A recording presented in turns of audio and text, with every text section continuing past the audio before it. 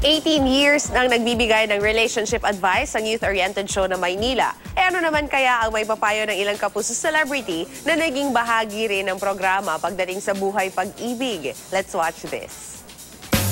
Sa loob ng 18 taon, iba't ibang kwento tungkol sa pamilya, pag-ibig at pagkakaibigan ang nasubaybayan natin sa youth-oriented show na Maynila. Nung naisip namin ito noong 1998, talagang inisip namin na gumawa tayo ng programang magbibigay ng magandang mga turo at aral sa mga kabataan. Kaya naman, isang Grand Fans Day ang inihanda para sa mga kabataan at magulang na walang sawang sumusuporta sa programa. At dahil target ng programa ang mga kabataan, heto't naglista kami ng ilang sitwasyon na maaaring naranasan o nararanasan ng ilang bagets sa pag-ibig. Friend Zone.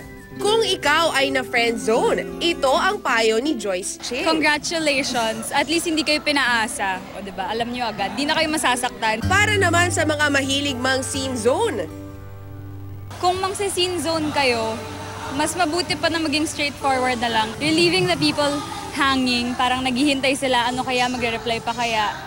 Sa iyong The One That Got Away, laging tandaan ang payo ni Derek Monasterio. Marami pang iba dyan. So, sana mahanap nyo rin yung tamang guy or girl para sa inyo.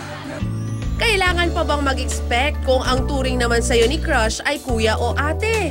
Ibig sabihin, hindi kayo meant for each other. I think, accept, move on, dahil when a door closes, meron naman talagang bintana or another door na bubukas para sa'yo. Masakit ang ma-fall at gawing rebound. Kaya payo ni na Kate Valdez at Migo Adeser, laging isipin ang damdamin ng ibang tao. You're gonna make the person expect. Kung gusto nyong ma-fall kayo o magpapa-fall kayo, sigurado sa taong gusto nyo at sa taong mamahalin. Kailangan mo ng advice in life? Abangan lang tuwing Sabado ang Maynila.